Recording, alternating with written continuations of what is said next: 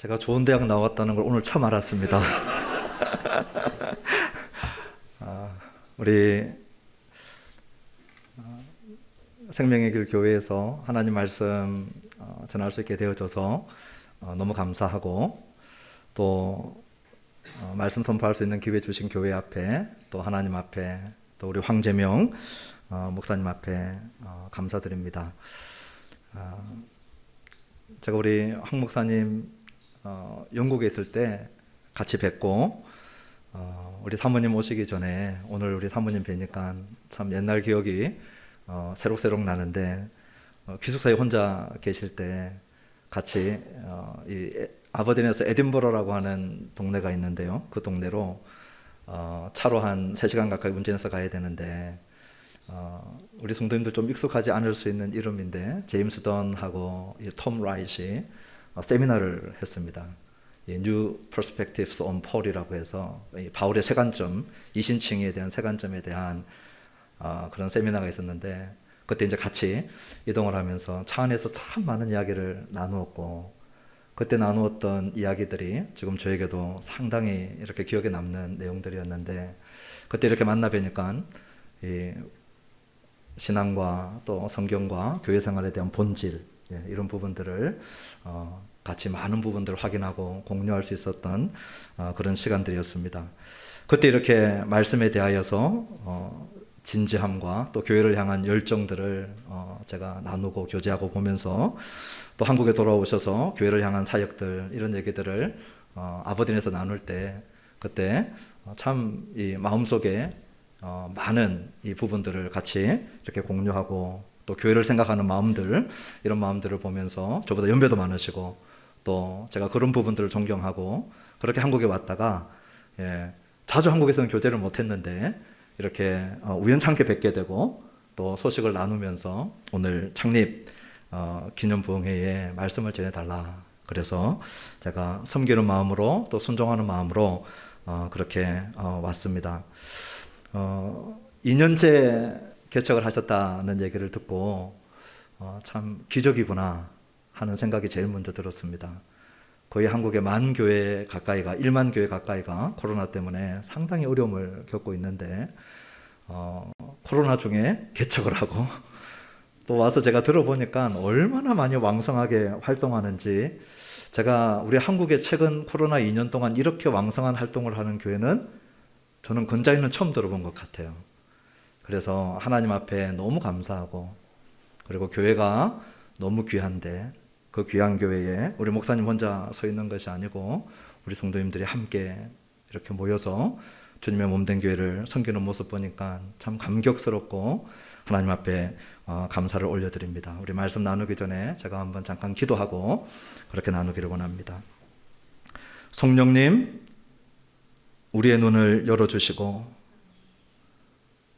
거룩한 주님의 임재, 거룩한 주님의 영광 보게 하여 주옵소서.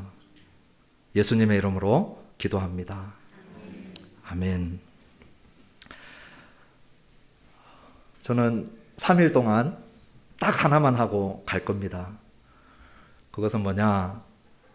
저와 여러분들이 우리 예수님의 영광을 이 집회가 있기 전보다는 훨씬 뚜렷하게 볼 수 있게 되기를 바라는 것 하나만 제가 할 수 있는 데까지 하고, 그리고 저는 갈 겁니다. 그래서 오늘 본문에서도 요한복음 1장 1절로부터 14절 전체의 말씀을 다 나누는 것보다는 14절 한 절의 말씀, 그것도 말씀이 육신이 되어 우리 가운데 거하심에 우리가 그의 영광을 보니 아버지의 독생자의 영광이요 은혜와 진리가 충만하더라.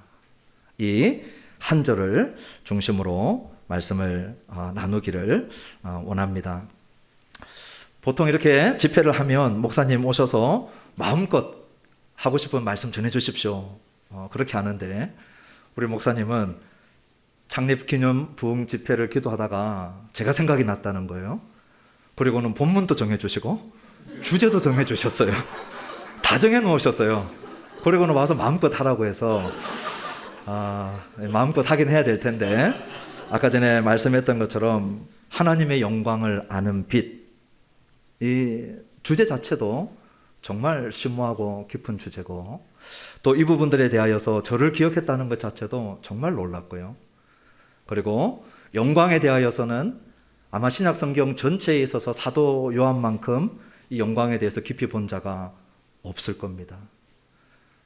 그래서 하나님께서 저에게 주신 것들을 가지고 이제 나눌 텐데, 이 세상에는 두 종류의 사람이 있습니다. 신자와 비신자로 나눌 수 있는데, 오늘 우리 주제의 입각에서 보면은요, 하나님의 영광을 보는 자와 하나님의 영광을 보지 못하는 자로 나누어집니다. 교회 다니느냐 안 다니느냐 이게 아니고, 내가 목사다 또 집사다 이게 아니고, 나는 하나님의 영광을 보는 자인가, 나는 하나님의 영광을 보지 못하는 자인가. 오늘 신약 성경에게 물어보면 하나님의 영광을 보는 자가 신자요, 하나님의 영광을 보지 못하는 자는 비신자, 불신자입니다. 그래서 오늘 저는 딱 하나만 하고 간다고 그랬죠. 우리 생명의 길 교회 성도님들하고 또 이 영상을 보시는 하나님의 자녀들하고 이 말씀을 통하여서, 이 3일간의 시간을 통하여서 하나님의 영광에 주목하기 시작하고, 또 하나님의 영광을 눈치채기 시작하고, 그리고 하나님의 영광에 눈이 멀기 시작하고, 그래서 저 혼자서 생각을 했는데요, 거룩한 선글라스가 있어서 집회가 끝날 때는 하나님의 영광이 너무 눈부셔가지고 전부 다 선글라스를 쓰고 가야 될 만큼 우리의 눈이 그 영광에 노출되어지고 그 영광에 비침을 받을 수 있게 되기를 주님의 이름으로 축원합니다. 하나님을 바로 보는 자는 아무도 없어요. 하나님을 직접 보면 죽습니다. 출애굽기 33장 20절에 네가 내 얼굴을 보지 못하리니 나를 보고 살 자가 없습니다. 하나님을 직접 보고 살 자가 없어요. 그러면 하나님을 직접 본 사람이 없는데, 오늘 우리가 읽지 않았지만 요한복음 1장 18절에도 본래 하나님을 본 사람이 없으되 그랬어요. 아무도 본 사람이 없어요. 그러면 우리 성도님들은 생각하실 때 모세 있잖아요, 이사야 있잖아요, 하나님 봤잖아요. 성경은 더 자세히 파고 들어가면 모세가 직접 하나님을 보지 못했어요. 우리 예수님이 하나님을 보듯이 모세는 못 봤습니다. 이사야도 우리 예수님이 하나님을 보듯이는 못 봤습니다. 그러면 모세가 본 것이 무엇이고 이사야가 본 것이 무엇인가? 출애굽기 33장에 모세가 18절에서 원하건대 주의 영광을 내게 보이십시오, 주의 영광 보여달라고 그랬어요. 그때 우리 주님이 지나가시면서 등을 봅니다. 이사야가 천상 보좌 성전에 앉아 계시는 우리 주님의 옷자락 봅니다. 그것을 요한복음 12장 41절에 이사야가 하나님의 영광 봤다 그랬습니다. 하나님을 직접 본 자는 누구밖에 없냐면 예수 그리스도밖에 없습니다. 나머지 모든 사람들은 뭘 봤느냐? 영광 본 거예요. 그런데 제가 셋째 날 마지막에 좀 더 자세히 할 것인데, 출애굽기 34장에 보면 시내산에서 모세가 두 증거의 판을 들고 내려올 때 하나님과 독대하고 하나님과 함께 했던 그 영광이 모세의 얼굴에 너무 찬란하게 비춰가지고 백성들이 두려워한 것이죠. 그래서 모세가 수건으로 그 영광을 가리었습니다. 여기에 대한 해석은 셋째 날에 할 거예요. 수건을 가리고 난 다음에 하나님 앞에 갈 때는 수건을 벗고 들어갔어요. 그러니 하나님을 만나고 얼굴에 영광이 비치는 사람은 누구밖에 없느냐? 모세밖에 없었어요. 하나님의 영광을 보고 그 하나님의 영광에 압도당한 사람은 이사야 시대의 이사야밖에 없었어요. 그러니 하나님을 직접 본 사람도 없고 고작 본 것이 하나님의 영광을 본 건데, 그것도 이 모세와 같이 이사야와 같이 극소수의 사람들만 보았고, 특별히 모세 같은 경우에는 그 시내산에서 하나님의 놀라운 임재 속에 있다가 내려왔을 때 얼굴에 영광의 광채가 쫙 비쳐 나오는 그러한 이 놀라운 역사는 누구밖에 없었느냐? 모세밖에 없었어요. 그의 형 아론에게도 얼굴에 영광의 광채가 없었어요. 그의 누이 미리암에게도 없었어요. 장로들에게도 없었어요. 이스라엘 백성들에게는 더더욱 없었어요. 모세 혼자 그 얼굴에 빛나는 광채를 가지고 내려온 것이죠. 그런데 오늘 본문을 우리가 읽어보면 14절에 보면 우리 다 같이 한번 읽어보실까요? 우리가라고 하는 단어를 기억하면서 읽으시면 좋겠습니다. 같이 한번 읽어보십시다. 말씀이 육신이 되어 우리 가운데 거하심에 우리가 그의 영광을 보니 아버지의 독생자의 영광이요 은혜와 진리가 충만하더라. 이사야 혼자 본 것이 아니고 그 엄청난 영광에 모세 혼자가 들어가서 누리는 것이 아니고 오늘 1장 14절을 보니까 우리가 복수의 신자 공동체가 보고 있는 거예요. 우리 마지막 날 셋째 날 고린도후서 4장 4절 5절 6절을 할 텐데 고린도후서 4장 6절에 보면 잘 들어보십시오. 예수 그리스도의 얼굴에 있는 하나님의 영광을 아는 빛을 들어보십시오. 우리 마음에 비추셨느니라.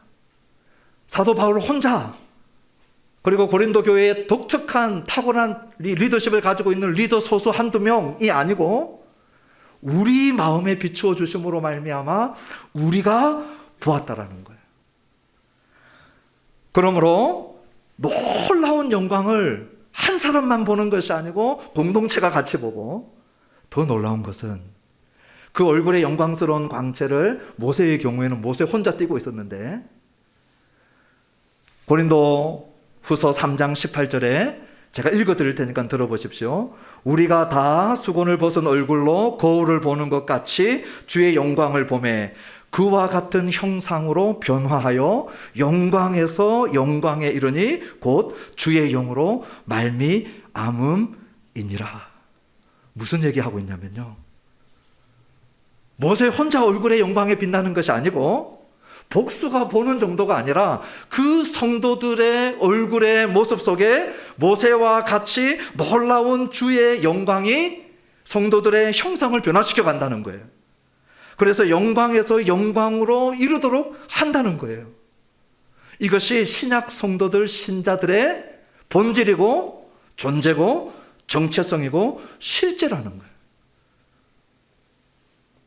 오늘 예배드리는 특별히 창립 기념 예배를 드리는 생명의 길 교회에 우리 성도님들이 오늘 여기에 모일 때 하나님의 영광의 임재가 우리 가운데 자정에 계시다는 것을 이론적으로 지식적으로 말고 교리적으로 성경 진리적으로 말고 나는 오늘 여기 요한복음 1장 14절에 우리처럼 고린도후서 3장 18절에 우리처럼 우리도 고백하고 우리도 경험하고 우리도 실제하느냐, 아니면 모일 때마다 예배는 드리는데 하나님이 여기 계신다라고 믿고 선포하고 예배는 드리는데 진짜 그것을 기대하고 경험하고 내 것으로 알고 내 존재인 줄 알고 모일 때마다 그렇게 예배 드리느냐.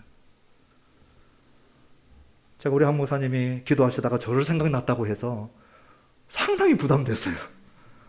아니 왜 수많은 목회자들 가운데 날까? 그리고 기도하면서 제 마음속에 네가 알고 있는 거, 네가 경험한 거 영광과 관련돼서 나누고 보라. 그래서 저는 그것만 하고 간다고 그랬어요. 제가 이 말씀을 나누면서 하나님의 영광에 대해서 눈뜨게 되고, 그리고 하나님의 영광에 대해서 제가 하나님이 경험케 하신 그 놀라운 사건이 하나 있었어요. 저는 불신자의 가정에서 태어나서 저희의 부모님과 형님, 누님들을 이제 위해서 기도하고, 그리고 한 분씩 주님께로 돌아오는 역사가 있었어요. 저희 부모님 다 집사님으로 이제 소천을 하셨고요. 그리고 저의 누님들이 다 이제 신자가 되시고 저희 형님 가정 혼자 남았습니다. 그렇게 불신 가정에서 핍박받으면서 신앙생활을 했는데 신학을 공부하기 시작하면서 하나님이 안 믿어지는 때가 있었어요. 교회의 목사님이 하나님 같은데 저희 하나님은 아닌 것 같아요. 제가 신학을 공부하고 있는데 교수님들이 막 가르치는 하나님은 있는 것 같은데 내가 만나고 고백하는 하나님은 없는 거예요. 그렇다고 신앙생활을 등한히 하거나 교회 헌신을 적게 하는 게 아니고 새벽부터 밤늦게까지 담임 목사님 이상으로 신학생 때 열심히 헌신하는데 하나님이 안 믿어지면서 헌신을 한 시간이 한 2년 가까이 있었습니다. 너무 괴로웠어요. 교회에서 하는 모든 일들을 마치고 집에 돌아오면 허탈했어요. 하나님이 안 믿어지는데 믿는 척을 하면서 교회에서 열심히 하니까 은혜 받는 분들이 너무 많은 거예요. 진짜 믿음 좋은 청년인가 보다. 그렇게 사역을 하다가 군대를 갔습니다. 이게 너무 긴 이야기라 제가 짧게 하고 마칠 텐데요. 군대에 가서도 주일 성수 그리고 수요 예배를 제가 안 빠지고 열심히 다녔어요. 믿음이 좋아서 다니는 게 아니고 늘 하던 것이고, 그리고 하나님 내가 의리가 있지, 군대 왔다고 내가 교회를 안 가서 되겠나. 그래서 열심히 교회 다녔더니 군대 내무반의 고참들이 다 싫어하더라고요. 그래서 물리적으로, 언어적으로, 정신적으로 엄청난 시달림이 있었는데, 하여튼 그렇게 다녔더니, 그래서 교회만 갔다 오면 엄청난 핍박이 있었어요.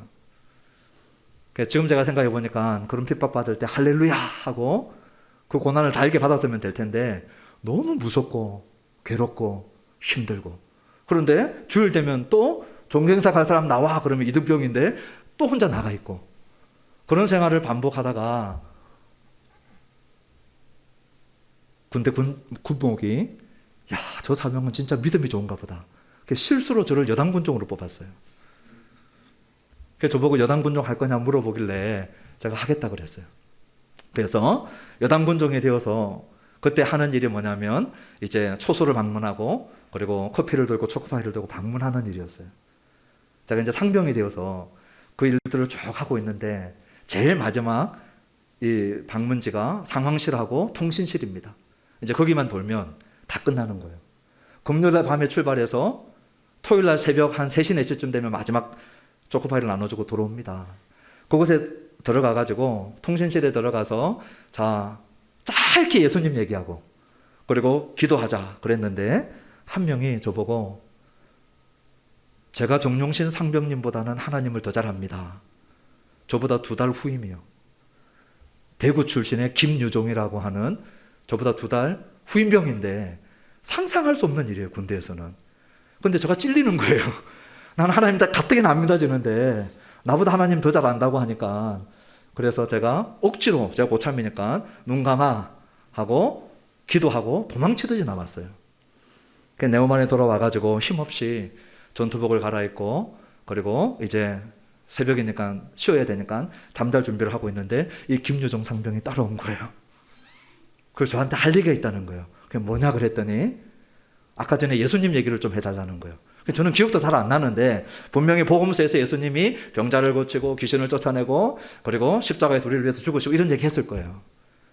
진짜냐는 거예요, 저보고. 그래서 내가 성경이니까, 성경 말씀 나도 안 믿어지지만 성경 말씀이 진짜니까 그대로다 그랬더니 자기하고 얘기를 좀 하자는 거예요. 그래서 여단본부 우리 2층 건물이 있는데 그 컴컴한 새벽에 등화관제 가지고 빛 하나도 없는 곳인데 그곳에서 저를 데리고 들어가가지고 뭐라고 하냐면 자기 부모님이 다 무당이라는 거예요. 자기 누나가 병명도 모르고 아파서 죽어가고 있는데 이제 어느 날 자기가 졸도하고 보니까 죽음의 이 갓을 쓴 저승사자 같은 사람들이 강물에서 사람을 부르고 거기에 건너가는 사람들도 있고 못 건너는 사람도 있는데 자기는 못 건너가다가 깬 거예요. 그리고 난 다음부터 막 보기 시작하는 거야. 그래서 군대로 왔는데 생각을 해보니까 이 친구가 우리 보초 근무자들 부르고 할 때 못 나올 때도 있었어요. 그리고 보초 쓰다가 울기도 하고 웃기도 한다는 소문을 제가 들었어요. 이게 이제 다 깨맞춰지잖아요. 이야, 그랬더니 뭐라고 하냐면 정용신 상병님, 정말 예수님이 힘이 세다면 나는 귀신들을 언제든지 불러올 수 있으니까 내가 귀신 부를 테니까 정용신 상병님은 예수님 부르십시오. 그리고 진짜 누가 센지 여기서 한번 해봅시다. 제가 아는 모든 성경 지식을 다 동원해가지고 그런 짓 하지 마라. 엔돌에 실접한 여인을 만났던 사울이 하나님이 싫어했고 막 하면서 그런 짓 하지 마라. 그러면서 저희 밑에 신대원을 졸업한 30세 늦깎이 이등병 군종이 있었어요. 거의 목사님 되기 직전 군종이었어요. 저는 이 나보다 훨씬 나이 많았던 이 군종만 딱 의지하고 딱 맡기고 나오려고 하는데 이 이등병 군종이 커피포트를 들고 정상병님 제가 씻으러 갈게요 하고 아주 가버린 거예요. 그러니까 나랑 둘이 남았어요. 둘이 남았는데 부르기 시작하는데요. 아무리 영적으로 둔감해도 이 뭐가 왔다는 걸 알 수 있을 만큼 뭐가 진행되고 있는 거예요. 그 이미 늦었어. 뭐가 진행되고 있어요. 내 눈에는 아무것도 안 보이지만. 그래서 누가 왔냐 그랬더니 40대의 아주 포악한 남자가 왔다는 거예요. 주로 이 포악한 남자가 오면 자기를 억누르고 무찌르고 뭐 이렇게 한다는 거죠. 근데 제가 그 얘기를 쭉 듣고 있으니까 아하, 이거 정말 뭐가 지금 오긴 왔는가 보다 그 생각이 들어서 예수님의 이름으로, 그때 제가 사도행전 16장을 NIV로 영어로 읽고 있었어요. 그러면서 바울이 빌립보 지역에서 귀신 들린 요정을 쫓아낼 때 In the name of Jesus Christ, I command you, come out of her. 제가 그 말씀을, 사도행전 16장 말씀을 이 영어로 암송하고 있었는데 영어로 제 입에서 이게 너무 무서우니까 튀어나온 거예요. 얼마나 무서웠겠어요. 하나님도 안 믿어지는데. 그래서 예수님의 이름으로 영어로 크게 3번을 외쳤더니 1층에 있는 행정반 근무 쓰던 친구들이 다 올라온 거예요. 이게 무슨 일이냐. 그런데 그 사이에 하나님께서 엄청난 일을 하셨는데요. 그 40대의 포악한 이 사람이 도망가는 걸 이 김유정 상병이 처음 본 거예요. 도망갔다는 거예요. 그러면서 우리가 실내에 있었는데 콘크리트 바깥에 하늘이 보인 거예요. 그리고 콘크리트 위에 하늘이 쫙 열리면서, 그러면서 강물이 자기 머리 위로 쏟아지는데요. 온 몸을 휘감고 발바닥으로 강물이 쫙 빠져나가면서 자기 몸이 너무 유쾌해졌다는 거예요. 그 자리에서. 저 눈에는 하늘도 안 보였고요. 강물도 안 보였고요. 그 40대 포악한 놈이 도망가는 것도 아무것도 안 보였어요. 그런데 뭘 알아요? 아하, 예수님의 이름의 권세로 지금 하나님께서 이 김유정 상병 안에 일하고 있구나. 그렇게 하나님 안 믿어지던 쟤도 그 정도는 눈치를 챈 거예요. 그리고 이 자리에서 바로 예수님 영접해야 된다 그랬더니 이 친구가 한마디를 하는 거예요. 이것 때문에 제가 이 얘기를 하는 거예요. 지금 이 자리에서 예수님 영접해라 그랬더니 여기서 영접 안 하겠다는 거예요. 너 지금 속고 있는 거다. 지금 바로 영접해야 된다 그랬더니 여기서 영접 안 하고 교회 가서 하겠다는 거예요. 그래서 제가 왜 교회 가서 하려고 하느냐 그랬더니 이렇게 얘기하는 거예요. 교회에서 예배할 때마다 자기가 건물을 쓰든지 지나가든지 그렇게 보면 이 친구 교회 가는 후임병들을 엄청 괴롭혔던 친구거든요. 그런데 예배 때마다 교회의 지붕에 찬란한 빛이 머물러 있다는 거예요. 제가 다니는 교회는 군인들이 와서 거의 7, 80%가 졸고, 그리고 초코파이 먹으려고 오고, 그리고 뭐 담배, 술 하는 친구들이 얼마나 많은지 모르는 군대교회. 근데 그 군대교회에서 예배하는 예배 시간마다 이 친구가 보니까 그 위에 찬란한 영광이 머물러 있더라는 거예요. 저 집에 가서 자기는 예수님을 영접하겠다는 거예요. 그래서 토요일 날 새벽이잖아요. 그리고 제가 제 방으로 돌아와가지고 이제 주일날 교회 가서 그렇게 영접하기로 하고 저는 제 방에 들어와서 혼자서 펄쩍펄쩍 뛰었어요. 주님, 진짜 살아계시는군요. 주님, 주님의 이름으로 진짜 귀신이 떠나가고 놀라운 일이 일어나는군요. 그러면서 제가 너무 좋아가지고 막 펄쩍펄쩍 내 몸 안에서 깡총깡총 뛰고 있는데 저는 처음으로 하나님의 말씀을 들었어요. 누가복음 10장 20절 말씀인데요. 귀신이 떠나간 것으로 기뻐하지 말고 네 이름이 하늘에 기록된 것으로 기뻐하라. 제가 처음 10대 때 주님을 만나고 십자가를 고백했던 그때, 그 이후에 신학하면서 의심하고 흔들리고 하나님이 안 믿어지는 시간이 있었지만 그때의 신앙 고백을 하나님이 받으시고 붙드시고 나를 붙잡고 있었구나. 그리고 난 다음에 이 친구가 주일날 와가지고, 제가 여단군종이었잖아요. 대대군종, 포대군종, 그 군종들이 수십 명 있는 데서 예수 그리스도를 무릎을 꿇고 영접을 했어요. 그리고 그때부터 제대할 때까지 하나님의 말씀을 얼마나 먹는지 몰라요. 하나님 말씀 먹여주세요. 말씀 먹여주세요.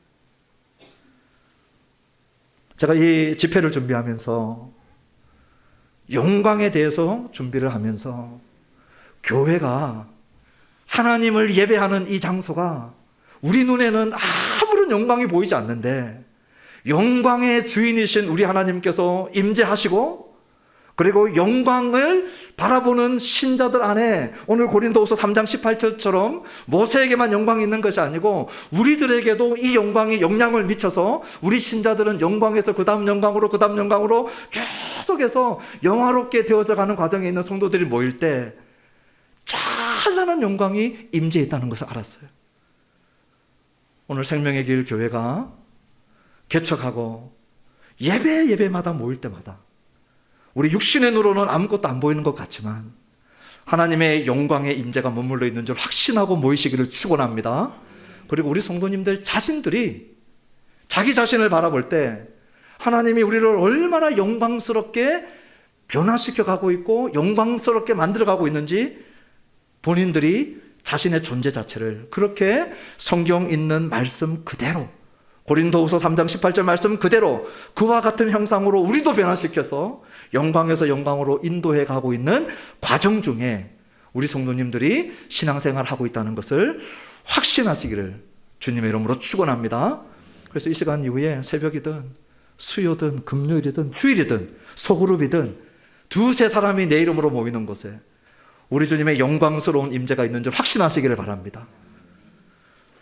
오늘 이 영광을 이해하기 위해서 누가 이런 영광을 누리고 보는가? 오늘 요한복음 1장 1절로부터 14절 가운데 이 영광의 중심은 우리가 아니고 우리 예수님인데 너무나도 서글프게 오늘 우리가 신앙생활하고 교회생활하면서 진짜 알아야 될 것을 모르고 좀 적게 알아도 되는 것을 많이 하는 그런 이 밸런스를 잃은 시대를 우리가 살아가는 것 같아요. 왜 이 영광의 전문가들이 되지 못하고 왜 이 영광을 보지 못하느냐? 이 영광의 본질인 예수님에 대해서 잘 모르기 때문에 이 영광 자체를 잘못 이해하고 있는 거예요. 주일학교에서 예수님을 배운 것 그리고 내가 읽어본 사복음서가 끝인 거죠. 그런데 그 사복음서 안에 놀라운 예수 그리스도의 본질이 하나씩 드러날 때 이거는 우리가 천국 가도록 계속 묵상하고 배우고 경험하고 그렇게 해도 모자란 것이죠. 영광에서 영광으로 계속해서 변화되어져 가는 거거든요. 오늘 이 예수님이 누군지 모르기 때문에 이 영광에 무지한 거예요. 오늘 이 예수님이 어떤 분이신지 제가 간략하게 우리 14절 앞부분까지 빨리 볼 텐데요. 먼저 1장 1절의 말씀을 같이 한번 읽어보십시다. 시작. 태초에 말씀이 계시니라.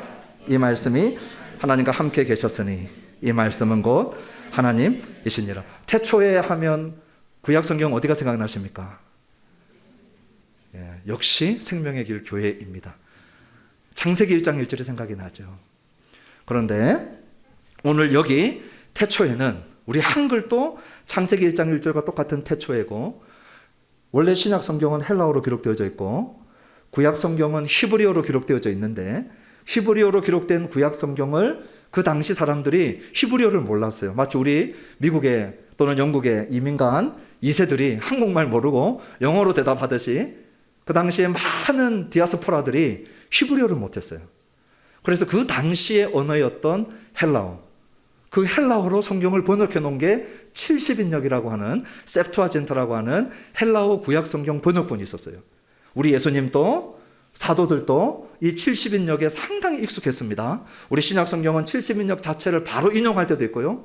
70인역을 암시할 때도 있고 70인역에 대한 많은 익숙한 부분들을 보여주고 있는데 그 70인역에도 창세기 1장 1절은 엔아르케로 시작을 합니다.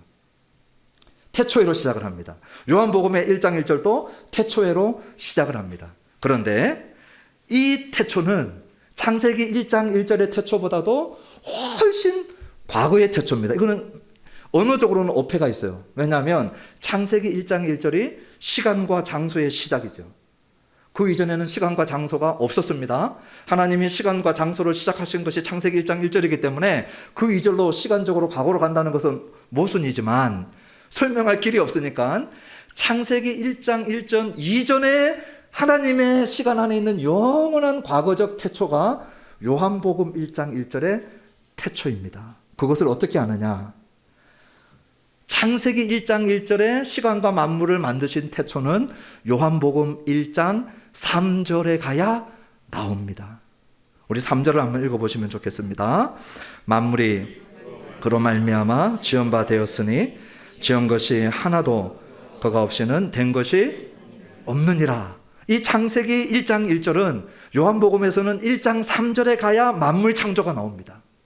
이 만물을 창조할 때 로고스, 이 말씀이신 하나님이 창조하셨는데, 그러면 우리가 읽었던 요한복음 1장 1절의 이 태초에는 언제냐? 창세기 1장 1절 이전에, 천지를 만드시기 이전에 우리 하나님이 어떻게 존재하고 계셨는가를 보여주고 있는 장면입니다. 그 장면을 보니까 태초에 말씀이 계셨다. 로고스인 이 말씀이 계셨는데 이 말씀이 하나님과 함께 계셨다는 거예요. 그리고 이 말씀은 하나님이라는 거예요. 여기서 삼위일체 교리의 중요한 뼈대가 나옵니다.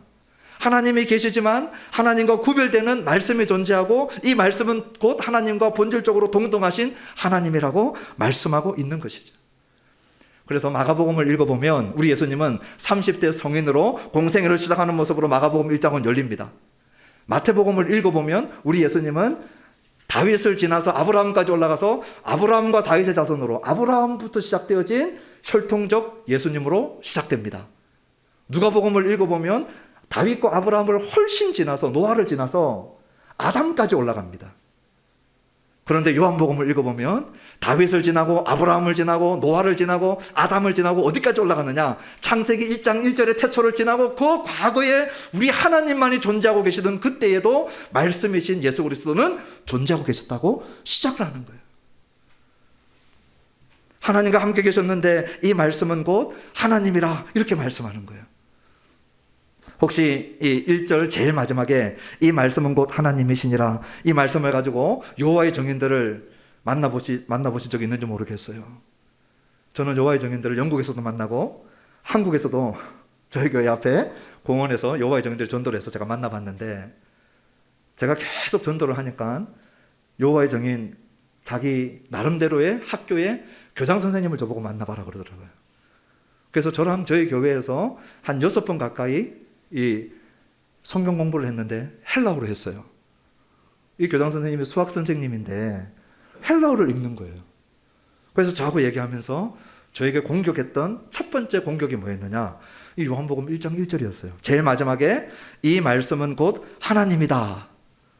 이것이 헬라어 성경에 이 말씀에는 정관사가 있는데 하나님이다 여기에는 정관사가 없거든요.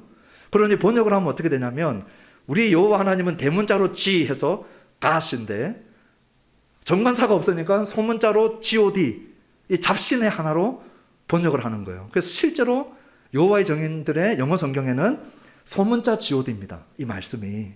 그 근거는 뭐냐? 헬라어 성경에 정관사가 없다는 거예요. 더가 없다는 거예요. 우리 여호와 하나님은 더가 있거든요. 그 헬라어 성경에 더가 없다는 거예요. 그래서 제가 그분에게 얘기했어요. 좋은 지적인데 우리 여호와의 증인 하시면서 헬라어 공부하기 얼마나 힘들었겠어요. 열심히 하셨는데 이것은 문법적인 오해를 하신 겁니다. 제가 길게 설명하지는 않겠지만 헬라어는 주어하고 보어가 이 어미 형태가 똑같이 끝납니다. 그래서 어떤 게 주어인지 보어인지 구별이 안 돼요. 호로고스하고 테오스하고 오스로 끝나기 때문에 어떤 게 주어인지 구별이 안 되기 때문에 하나는 주어고 하나는 보어인데 이걸 구별하는 장치로 동사 앞쪽에 위치시키고 정관사를 떼주는 게 보어입니다. 둘 다 주어일 수는 없잖아요. 문장을 이루려면. 그래서 헬라어 문법상 하나를 주어로 만들기 위해서 보어는 정관사를 떼주는 거예요. 그래서 제가 설명을 해줬죠. 그러면서 하나를 더 얘기해 줬어요. 요한계시록 4장에 보면 천상 예배가 펼쳐지는데 성부 하나님이 그 중심에서 모든 영광, 찬양, 존귀 다 받고 있습니다. 그러니까 여호와의 증인들이 얼마나 좋아하겠어요. 자기는 성부 하나님만 하나님으로 인정하는데, 그래서 상당히 힘을 얻고 있는 표정을 제가 보고 4장 다음에는 몇 장이 있습니까? 몇 장이 있죠? 위대한 진리입니다. 4장 다음에는 5장이 있어요. 5장에 보면 그 자리에서 누가 통일한 4장과 똑같은 영광을 받느냐? 어린 양이 받습니다. 그래서 제가 그 여호와의 증인 교장선생님한테 얘기했어요. 이 어린 양이 누굽니까? 예수님이라고 하는 걸 여호와의 증인들도 알아요. 4장에 나와 있는 그 성부 하나님하고 똑같은 영광, 찬양, 능력, 존귀, 예배 받는 거 자기들도 읽고 있는 거죠. 그리고는 저하고 안 만나겠다 그러는 거예요. 한 6번 만나다가 계속 공부를 하면 할수록 예수님이 여호와 하나님의 본질과 하나님과 똑같다는 것을 부인할 수 없거든요. 오늘 우리 예수님이 누구냐? 창세기 1장 1절 이전부터 계셨고, 그리고 하나님이시고, 그리고 2절에 보시면 그가 태초에 하나님과 함께 계셨고, 이 하나님과 함께 계시는 것이 정적으로 가만히 계시는 것이 아니고 전치사 플러스하고 목적격이 만나면 다이나믹을 일으킵니다. 그 안에서 관계가 형성되어지고, 그 안에서 다이나믹이 생기고, 사랑과 존귀와 기쁨과 영광을 상호 주고받는 그런 관계 안에 들어있는 거예요. 파도가 막 쳐오면 그것이 다이나믹을 일으키죠. 출렁출렁출렁 하면서 오는데 그 파도와 바닷물을 끊을 수 없죠. 우리 성부 하나님과 성자 예수님이 어떤 관계 안에 있느냐? 세례 받으실 때 여러분 기억나십니까? 내 사랑하는 아들이요, 내 기뻐하는 자라. 우리가 생각하는 어떤 신개념, 아시아적 우리 동양적 개념은 정적인 개념이에요.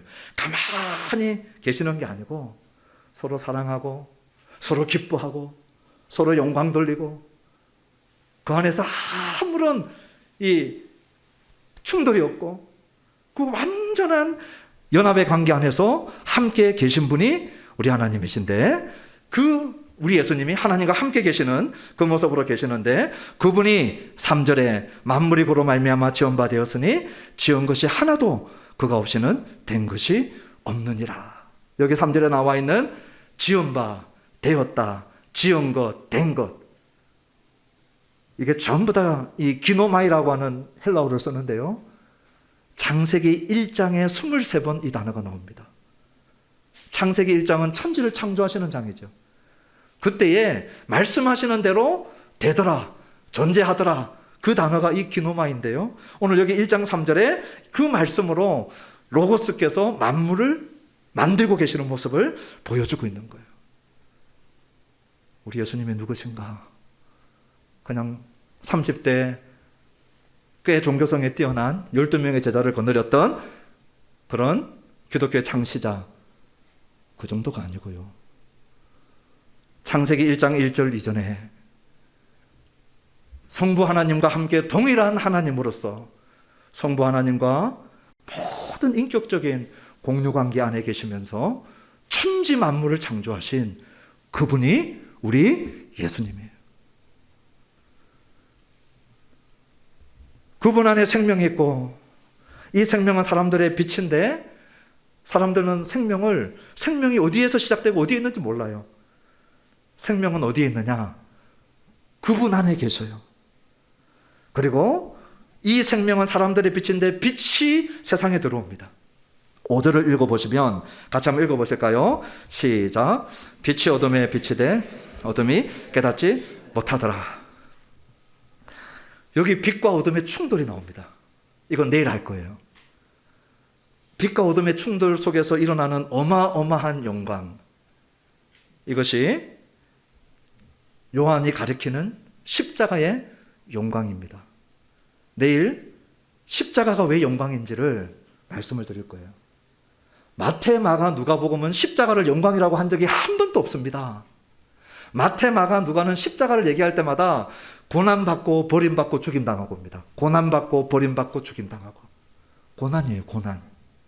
그런데 요한복음 안에서는 십자가는 단 한 번도 고난인 적이 없습니다. 문자적으로 고난하고 같이 연결시킨 적도 없습니다. 십자가를 얘기할 때마다 요한은 뭐라고 얘기하냐면 영광이다 얘기합니다. 영광의 때가 온다. 영광이다. 영광을 받으신다. 영광을 받게 하옵소서. 전부 영광입니다. 그런데 그 영광이 뭐냐? 두리뭉실하게 하나님 앞에 있는 어떤 영광, 이게 아니라는 거예요. 하나님의 존재의 위엄, 그런 게 아니라는 거예요. 너무나도 구체적인 영광을 이야기를 합니다. 그것이 출애굽기 15장을 배경으로 해야만 이해가 됩니다. 왜 사도 요한이 십자가를 바라보고 영광이라고 얘기했는가? 여러분이 그 영광을 보기 전에는요, 24시간 찬양할 수 없어요. 봄, 여름, 가을, 겨울 찬양할 수 없습니다. 십자가의 영광을 모르는 성도가 고난의 때에, 겨울의 때에, 영적인 가뭄의 때에, 암흑기 때에 어떻게 십자가를 찬양할 수 있습니까? 억지로 할 수는 있겠죠. 그러나 사도 요한이 받던 십자가의 영광을 본 자들은 24시간 365일 사계절 속에 어느 때든지 십자가만 나오면 가슴이 녹아내리는 거예요. 오늘 내가 다 잃어도 십자가만 생각하면 찬양할 수 있어요. 그게 요한이었어요. 빛과 어둠의 충돌인데요. 내일 제가 더 자세히 할 건데, 어둠은 한 번도 위협을 받아본 적이 없습니다. 요한복음의 어둠은 이 세상 임금이 지배하는 사탄의 지배권 안에 있는 세상입니다. 우리 이제 고린도 후서 4장 4절 5절 6절 가운데 4절에 나와 있는 이 세상 임금이죠. 그 임금입니다. 그 임금이 장악하고 있는 세상, 한 번도 위협을 받아본 적이 없는 세상. 엘리야? 엘리사? 하나도 위협이 안 됩니다. 이사야? 스가랴? 말라기? 세례 요한? 끄떡도 안 합니다. 본질적 어둠의 위협을 언제 받느냐? 빛이 어둠 가운데로 침입해 들어올 때 처음 위협을 받습니다. 여러분, 어둠이 뭘 무서워하겠습니까? 빛밖에 없어요. 그런데 우리 예수님께서, 빛이신 우리 예수님께서 어둠 가운데로 지금 들어오시는 것이 그냥 한 발자국 살짝 들여놓는 게 아니고 어둠의 지배권 안에 전쟁하러 들어오시는 겁니다. 우리 한글 성경은 아쉬움이 있어요. 어둠이 깨닫지 못하더라. 이 카타람바노라고 하는 이 단어는 요한복음에 3번 써 있는데 어디에서도 깨닫지 못하더라라고 하는 인식의 관계로 쓰인 적이 한 번도 없습니다. 8장과 12장에 나오는데요. 전부 다 충돌 개념입니다. 충돌 속에서 누가 이기느냐 지느냐, 누가 잡히느냐 잡히지 않느냐. 저는 안타까운 번역이라고 생각을 해요. 그러므로 이 5절은 그 로고스이신 예수님께서 빛이 되셔서 어둠 속에 들어오시는 장면입니다. 그제서야 처음으로 어둠이 본질적인 위협을 느낍니다. 그리고 엄청난 빛에 대한 공격을 하지만 결국은 어둠이 이기지 못합니다. 그 어둠의 완전한 패배가 어디에서 일어나느냐? 십자가에서 일어납니다. 그 패배의 본질을 정확하게 이해해야만 십자가를 영광이라고 볼 수 있고 그 영광의 본질이 무엇인지를 이해하게 되고 그 다음에는 십자가를 볼 때마다 내 눈 속에 십자가는 영광이구나, 영광이구나, 영광이구나. 내일 합니다. 꼭 내일 나오라고 하는 것 같아요. 자, 그러면 이 영광을 누가 보느냐? 우리가 봤죠? 이제 더 짧게 하겠습니다. 우리가 누군가? 이 영광을 보고 있는 우리가 누구냐 하는 것입니다. 그것이 6절로부터 13절에 나오는데요. 증인을 통하여서 우리가 생깁니다. 6절은 하나님께로부터 보내심을 받은 사람이 있으니 그의 이름은 요한이라. 세례 요한을 얘기하는 겁니다. 요한복음에서 요한은 단 한 번도 사도 요한인 적이 없습니다. 요한복음에서 요한은 99.99%가 세례 요한이고 한 번이 베드로가 자기 아버지 소개할 때 요한의 아들 시몬 할 때 그때 베드로의 아버지 요한이 유일하게 다른 요한입니다. 사도 요한은 한 번도 나오지 않습니다.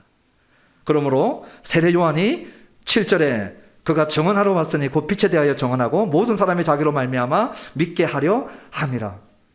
이 우리는 어떻게 생기느냐? 증언을 통하여 생깁니다. 그러나 증언해야 될 사람은 뭘 증언해야 되느냐? 자기 자신에 대하여 증언하는 것이 아니고 빛에 대하여 증언해야 됩니다. 예수님에 대하여 증언해야 되는 것이죠. 그것이 8절에 그는 이 빛이 아니요 이 빛에 대하여 증언하러 온 자라. 군더더기 없는 자기 임무를 마치고 사라지는 사람이 세례 요한입니다. 깔끔하게 빛에 대하여 증언하고 사라집니다. 그의 유명한 증언 중에 하나가 뭡니까? 보라, 세상 죄를 지고 가는 하나님의 어린 양이로다. 내가 전에 말하기를 내 뒤에 오시는 이가 나보다 앞선 것은 그가 나보다 먼저 계심이라. 어느 정도 먼저 계셔요? 우리 예수님이 요한복음 8장에 나 아브라함보다 먼저 있었어. 2100년 차이거든요. 아브라함 형님이 우리 예수님보다 2100년 형님입니다. 감이 안 오시는가 본데 2100년 많은 아브라함을 보고 예수님이 내가 아브라함보다 먼저 있었다 그랬어요. 요한복음 1장 1절을 이해한 사람은 고개가 끄덕거려지죠. 아브라함보다 먼저 정도가 아니죠. 창세기 1장 1절보다 먼저 계셨던 우리 주님이시죠. 9절에는 참빛 곧 세상에 와서 각 사람에게 비추는 빛이 있었나니 각 사람에게 참빛이 비추어지는데요. 그 빛이 비추어지면 두 가지 반응이 나옵니다. 그게 10절, 11절, 12절인데요. 10절에 보면 그가 세상에 계셨으며 세상은 그로 말미암아 지은 바 되었으되 세상이 그를 알지 못하였고. 이 빛이 쫙 비칠 때 두 가지 반응으로 쫙 나누어집니다. 하나는 그 빛을 아는 사람, 알지 못하는 사람. 그 빛을 알지 못하는 사람이 누구냐? 11절에 나오는 영접하지 않는 자들입니다. 자기 땅에 오매 자기 백성이 영접하지 아니하였으나. 예수 그리스도께서 이 땅에 오셔서 말씀하시고 사역하시고 그 빛을 비추고 계시는데 그 빛이 비춤에도 불구하고 알지 못하고 영접하지 않는 일들이 일어나는 거죠. 그런데 동일하게 또 한 가지 반응이 나오는데 그게 12절입니다. 우리 같이 한번 읽어보십시다. 시작. 영접하는 자 곧 그 이름을 믿는 자들에게는 하나님의 자녀가 되는 권세를 주셨으니. 거부하고 알지 못하고 받아들이지 않는 자가 있는가 하면 또 12절에 보니까 영접하고 영접하는 것은 믿는 것이거든요. 영접하고 믿는 자들이 나오는데 그들은 하나님의 자녀가 되는 권세를 주신다고 말씀하고 있어요. 요한복음에서는 남자들이 아무리 예수님 잘 믿어도 하나님의 아들이 되지 않습니다. 요한복음에서는 하나님의 아들은 딱 한 분밖에 없습니다. 예수 그리스도만 하나님의 아들입니다. 나머지는 전부 다 하나님의 자녀가 되는 거예요. 영접하고 믿는 자들은 하나님의 자녀가 되는데 이 하나님의 자녀가 된 자들이 그리스도의 영광을 보는 자들인데 그들은 어떻게 하나님의 자녀로 이 믿는 역사들이 일어나느냐? 13절에 보니까 우리 같이 한번 읽어보실까요? 시작. 이는 혈통으로나 육정으로나 사람의 뜻으로 나지 아니하고 오직 하나님께로부터 난 자들이니라. 인간적인 반응은 내가 영접하고 내가 믿은 겁니다. 그런데 성경에는 또 하나의 큰 그림을 그려주는데 그게 뭐냐? 네가 믿을 수 있고 네가 영접할 수 있게 된 이유가 뭐냐? 혈통, 육정, 사람의 뜻으로 난 것이 아니라는 거예요. 오늘 여기 나와 있는 혈통은 핏줄입니다. 저는 정씨니까 우리 정씨의 핏줄이 있죠.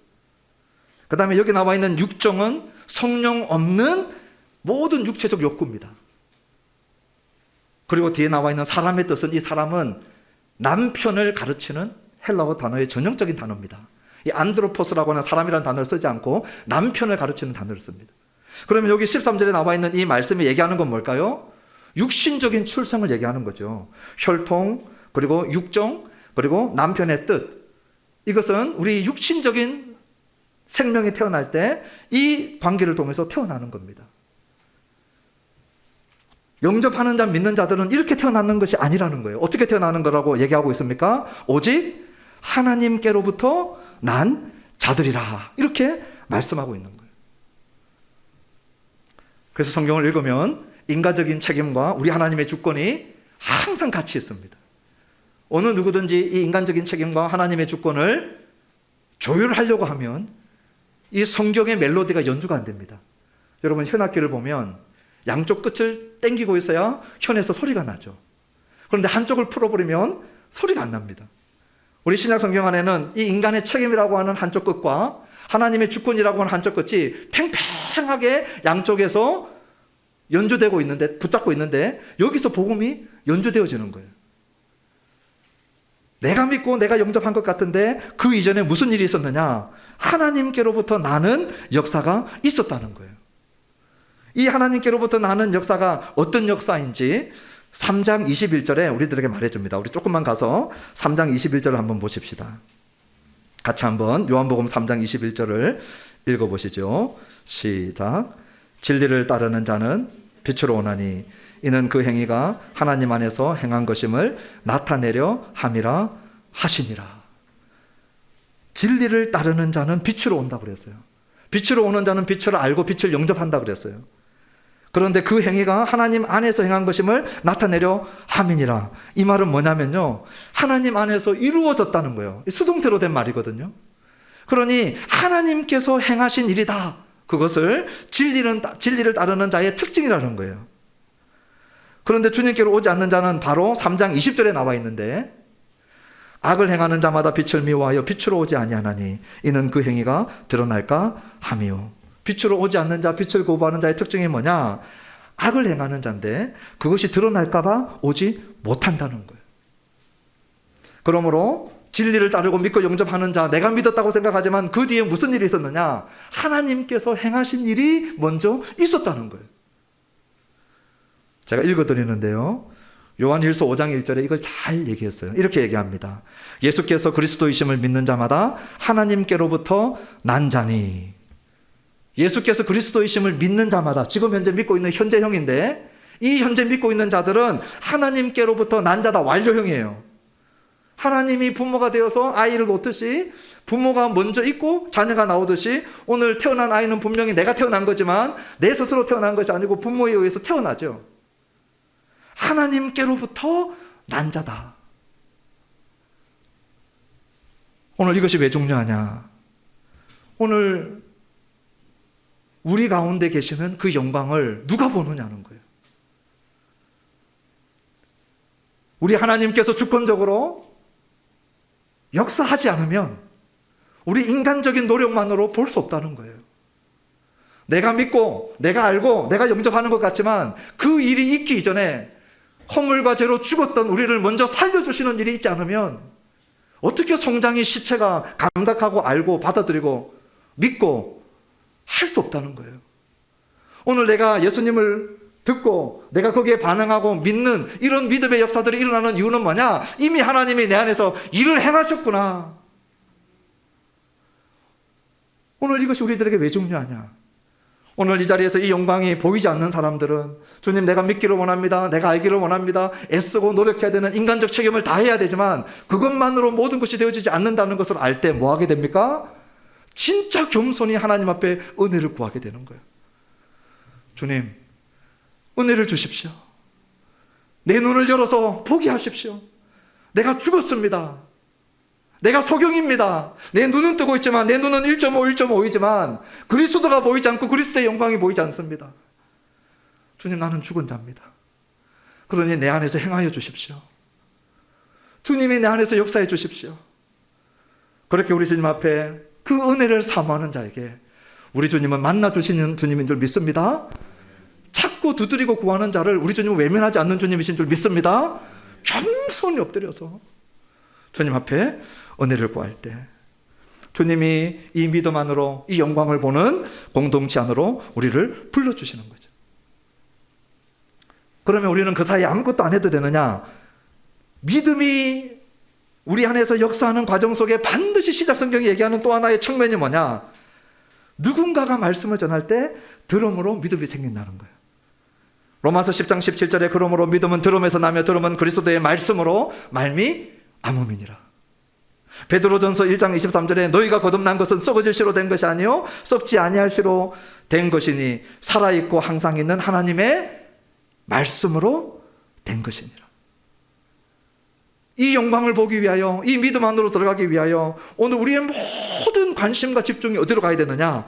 그리스도의 말씀에 집중되어야 하는데 오늘 이 말씀을 이렇게 여기지 않는 그러한 분위기들이 너무 팽배한 거죠. 그러므로 마지막 날 할 텐데요, 고린도후서 4장 5장 6절 가운데 사단의 역사가 4절입니다. 하나님이 빛을 비추어 주신 역사가 6절입니다. 그 사이에 몇 절이 있느냐? 4절과 6절 사이에 몇 절이 있을까요? 위대한 진리입니다. 5절이 뭐냐? 우리의 책임, 복음 증거입니다. 복음이 증거되어질 때 하나님은 진공 상태에서 역사하지 않습니다. 이제 14절로 와서 말씀을 마치려고 합니다. 우리 황재명 목사님이 제가 몇 분 하면 됩니까? 하니까 마음대로 하십시오 그랬어요. 그래서 한 2-3시간 더 할 수 있지만 저도 가야 되고 우리 14절만 마지막으로 보고 그렇게 마치려고 합니다. 먼저 말씀이 육신이 되었다. 이거 자체가 충격입니다. 오늘 제가 우리 생명의 길 성도님들 보니까 말씀이 육신이 되었다 이 말씀을 아무도 안 놀래고 읽으셔요. 그게 저에게는 충격입니다.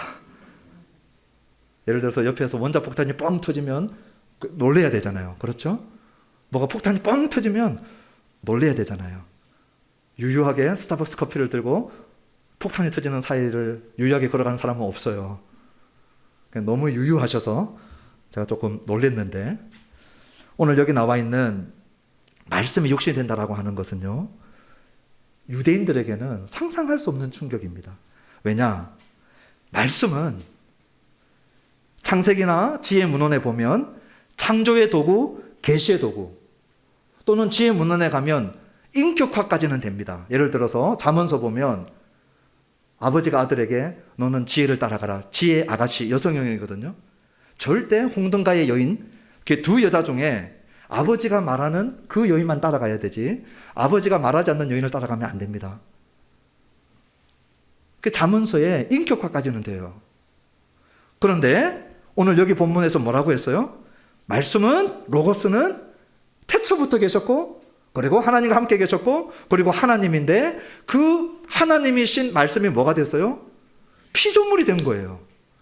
어떤 유대인도 받아들일 수 없어요. 이것은 신성모독적입니다. 파격적입니다. 그러므로 유대 세계에 이 원자폭탄을 꽝 하고 터뜨린 거예요. 그 다음에 그 당시에 팽배했던 헬라 문화, 여러분 로고스가 헬라 철학 안에서 어떻게 작동하는지 아시죠? 스토아 철학, 플라톤 철학 안에 들어가면 모든 보여지는 물질들은 다 비본질입니다. 진짜 본질은 이데아의 세계에 보이지 않는 데 있어요. 그러므로 어떤 거든지 만질 수 있고 보여지는 것들은 다 비본질입니다. 그것이 헬라 철학의 기본입니다. 그들의 가장 이상적이고 중심이 되는 로고스가 뭐가 됐다고 얘기해요? 물질 중에 물질인 육체가 됐다는 거예요. 그러니 헬라 철학 안에서 이것은 또 하나의 파격적인 원자폭탄이 꽝 하고 터지는 거예요. 오늘 말씀이 육신이 되는 것은 유대 세계 안에도 없고 헬라 세계 안에도 없는 거예요. 오직 신약 성경 안에, 우리 기독교 안에, 기독교의 복음 안에만 있는 거예요. 그 말씀이 우리 가운데 거하심에 했는데, 여기 거하다라고 하는 것은, 에스케노센이라고 하는 것은 우리 가운데 성막이 되시다는 것이에요. 70인역에 성막과 성전을 얘기할 때 이 에스케노센이라고 하는 단어로 성막이 되시고 성전이 되셨다는 거예요. 자, 그러면 한번 생각해 보십시오. 유대인들에게 있어서 가장 중요한 것이 예루살렘 성전입니다. AD 70년에 로마에 의해서 성전이 파괴됩니다. 성전이 파괴되고 난 다음에 유대인 신앙인들 그리고 초대교인들 어디로 갔냐면, 유대인들은 회당으로 들어갔어요. 회당에서 같은 유대인들하고 예배했어요. 그 안에서 함께 교제하고 예배했어요. 그런데 오직 요한복음에만 3번 출교라고 하는 단어가 나옵니다. 마태, 마가, 누가복음에는 없어요. 요한복음에 나오는 이 출교는 뭐냐? 회당에서 쫓겨나는 겁니다. 기독교인들이 성전도 없고 회당에서도 쫓겨납니다. 그때 오늘 우리는 어디로 가야 될 것인가? 저와 여러분들 감이 안 오는데요, 우리 9.11 사태 때 쌍둥이 빌딩이 미국에서 무너질 때 미국 사람들이 받는 충격하고는 비교가 안 되는 게, 유대인들에게 있어서 예루살렘 성전이 무너지는 겁니다. 그 성전이 무너졌을 때 그나마 같은 유대인으로서 회당이라고 하는 곳이 남아 있었는데, 이제 요한복음에서는 예수 믿는 것 때문에 회당에서도 쫓겨난 거예요. 그런 공동체에게 오늘 우리 예수님이 말씀이 육신이 되어 우리 가운데, 우리 한글 성경은 거하다라고 했지만 말씀이 육신이 되어 우리 가운데 성막과 성전이 되셨다는 거예요. 그 성막과 성전의 가장 본질이 뭐냐? 오늘 우리의 주제인 영광입니다. 이 영광이 성막과 성전의 본질을 입증하는 증거였어요. 예를 들면 이겁니다. 모세가 출애굽기 40장에 성막을 하나님께서 말씀하신 대로 다 만들고 난 다음에 성막을 봉헌했죠. 그때 성막을 봉헌했을 때 그 성막 봉헌식에 우리 하나님의 셰카이나 글로리, 성막에 눈으로 볼 수 있는 영광으로 임재해서 모세가 성막 안에 들어가기가 힘들 정도였어요. 그런데 그 영광이 떠납니다. 언제 떠나느냐? 엘리 제사장 시대에 홈리와 비누아스가 그 제사 제도를 완전히 엉망으로 만들고 있을 때 블레셋 전투에서 전쟁에 나가서 이기기 위해서 뭘 들고 나갑니까? 언약궤를 들고 나갑니다. 그리고 그 언약궤를 블레셋에 빼앗겨버리고, 그리고 엘리의 손자가 태어났는데, 그때 자기 자식들 죽고 엘리 손자가 태어났는데 그 손자 이름이 뭐냐면 이가봇입니다. 가봇이 가보드, 히브리어로 영광입니다. 이는 없다는 거예요. 그때의 성막에 머물러 있었던 그 영광이 떠납니다. 떠나셨던 그 영광이 언제 다시 돌아오느냐? 다윗이 준비하고, 다윗은 피 묻은 손으로 하나님이 성전 못 짓겠죠. 그래서 솔로몬을 통하여서 성전 짓게 했습니다. 솔로몬을 통하여서 열왕기상에 성전 봉헌식 할 때 그 떠나셨던 셰카이나 글로리 영광이 성전 봉헌식 때 돌아옵니다. 이번에는 솔로몬 혼자 못 들어가는 정도가 아니고 찬양대, 레위인 찬양대가 서서 찬양하기 힘들 만큼 눈에 볼 수 있는 영광으로 솔로몬 성전 봉헌식 때 임재했던 거예요. 성막과 성전의 이 영광이 얼마나 중요한지 몰라요. 그리고 그 솔로몬 성전에 임했던 영광이 떠나갑니다. 언제 떠나가느냐? 주전 586년에 바벨론에 의해서 예루살렘 성전이 무너질 때 그때 그 영광이 떠나갑니다. 이것을 에스겔 10장에서 에스겔이 증거했고요. 그 떠났던 영광이 언제 돌아오느냐? 이스라엘 역사 가운데 단 한 번도 돌아오지 않습니다. 오직 에스겔 43장부터 환상 가운데만 돌아옵니다. 떠났던 순서 그대로 돌아옵니다. 이스라엘 역사 가운데는요, 한 번도 안 돌아옵니다. 자, 바벨론으로 포로로 잡혀갔습니다. 그리고 포로가 돌아왔을 때 스룹바벨 중심으로 뭐 했습니까? 성전 재건했죠. 성전 재건 역사를 마치고 난 다음에 성전 재건했던 사람이 제일 기대했던 게 뭘까요? 이제 성전 다 만들었어요. 성막 봉헌하니까 셰카이나 글로리가 임했죠. 성전 봉헌하니까 셰카이나 글로리가 임했죠. 스룹바벨이 중심이 돼가지고 스룹바벨 성전을 봉헌했어요. 뭘 기대했을까요? 그 영광이 임하기를 기대했던 거예요. 그런데 그 영광이 임했습니까? 학계 2장 9절을 읽어보세요. 임하지 않았습니다. 임하지 않았기 때문에 학계 2장 9절을 뭐라고 하냐면 이전에 나중 영광이 이전 영광보다 크리라, 소망만 남기고 끝납니다. 구약은 말라기까지 한 번도 그 영광, 성전의 영광이 임했다는 얘기가 없고요.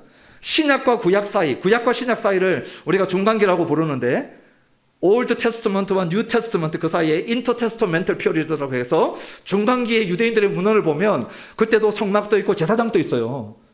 그런데 어디에도 셰카이나 글로리가 나오는 곳이 없습니다.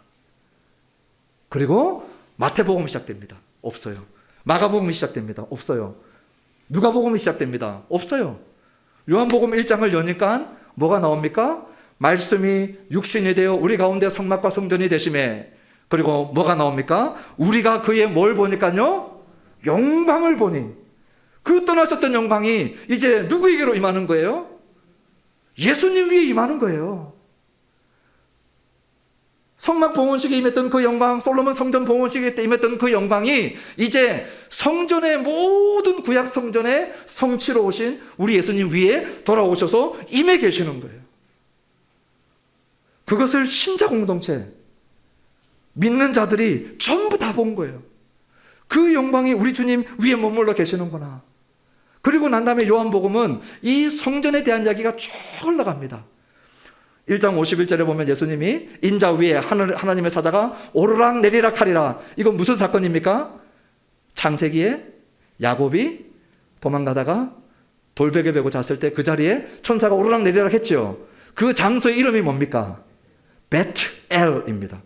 아버지의 집, 성전입니다. 혹시라도 못 알아들을까봐 요한복음 2장에 가면 우리 주님이 너희는 이 성전을 헐라 내가 3일 만에 일으키리니 이 성전은 곧 나의 몸에 대해서 얘기한 것이다. 요한복음 2장 20절 21절에 성전이 우리 예수님의 몸이라고 하는 것을 분명히 말해줍니다. 그리고 난 다음에는 예배 언어죠. 요한복음 4장에 가면 사마리아 여인하고 무슨 얘기합니까? 어디서 예배할까요? 어떻게 예배할까요? 그때 우리 주님이 뭐라고 합니까? 그리심산도 사마리아도 아니고 예루살렘 성전도 예루살렘도 아니다. 신령과 진정으로 예배할 때가 온다. 완전히 새로운 시대. 더 이상 장소와 건물에 묶이지 않는 하나님의 성령과 진리로 그리스도로 예배할 때가 온다는 거예요. 우리 예수님이 성전의 성취로 오시지 않으면 할 수 없는 얘기죠. 그리고 난 다음에 요한복음은 7장부터 10장까지 초막절과 수전절 배경 속에서 얘기합니다. 초막절이 무슨 절기냐면 이 초막절을 지키던 그때가 솔로몬이 성전 봉헌식한 그 절기가 초막절입니다. 그리고 수전절은 우리 성도님들이 익숙하지 않을 텐데요.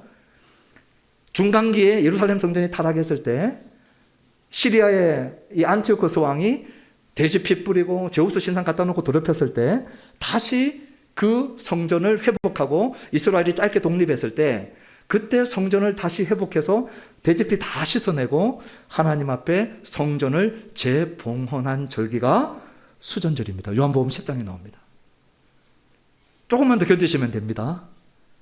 그리고 우리 예수님께서 십자가에 달려 죽으시고 부활하시기 전에 고별 강화를 하시는데 14장, 15장, 16장에서 뭐라고 하시냐면 내가 가는 것이 너에게 유익하다. 왜 유익하냐? 내가 다시 와서 너희를 내가 거할 뭐로 삼겠다는 거예요? 따라합시다. 거처로 삼겠다. 우리를 뭘로 삼겠다는 겁니까? 거처. 성삼위 하나님이 우리 안에 거하시면 우리가 뭐가 되는 거예요? 하나님의 성전이 되는 거예요. 그래서 사도 바울이 고린도전서 3장 16절에 고린도 교회 보고 너희가 하나님의 성전인 것과 하나님의 성령이 너희 안에 거하시는 것을 너희가 알지 못하느냐 그랬어요. 이제 남은 게 하나 있어요. 성전에는 뭐가 있어야 됩니까? 뭐가 있어야 돼요? 영광이 있어야 돼요. 마지막입니다. 요한복음 17장 22절 보고 마칠 겁니다. 우리 가서 한번 보십시오. 요한복음 17장 22절.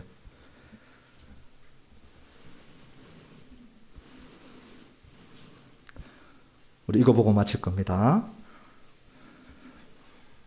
우리 같이 한번 읽어봅시다. 시작. 내게 주신 영광을 내가 그들에게 주었사오니 이는 우리가 하나가 된 것 같이 그들도 하나가 되게 하려 함이니라. 우리 예수님에게 임했던 그 영광, 우리 예수님이 그 영광을 누구에게 주느냐? 내가 그들에게도 주었다는 거예요. 여기 요한복음 17장에 나오는 그들은 제자들을 통하여 선포된 복음을 듣고 예수님 앞에 믿음으로 나온 후대의 신자들이에요. 모든 신자들에게는 뭐가 있다는 거예요? 영광이 주어졌다는 거예요. 고린도후서 3장 18절과 똑같은 맥락입니다. 신자들은 영광 덩어리예요. 우리 때문이 아니고 예수 그리스도의 십자가와 부활로 우리 주님이 가시고 죽으시고 부활하시고 승천하시고 가셔서 성령을 보내주셨기 때문에 성령이 오늘 우리 질그릇 같은 우리 안에 들어오시고 내주하셔서 우리를 하나님의 영광스러운 존재로 만들어 주신 거예요. 우리 옆에 분에게 한번 얘기하십시오. 당신은 영광 덩어리입니다. 우리 뒤에 분에게도 얘기하십시오. 당신은 영광 덩어리입니다.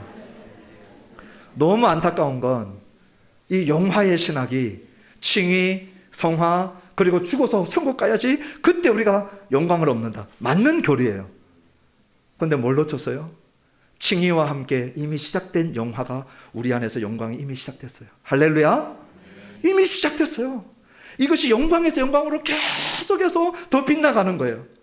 이 땅에서 완전한 영광에 이르지 못할 뿐이지 이미 신자 안에 이 영광은 시작된 것이라는 거예요. 오늘 우리 생명의 길 성도님들이 오늘 자신들의 정체성을, 오늘 세상에 반짝반짝하는 것에 눈이 머는 이유가 뭔지 아십니까? 진짜 영광에 눈이 멀지 않아서 그래요.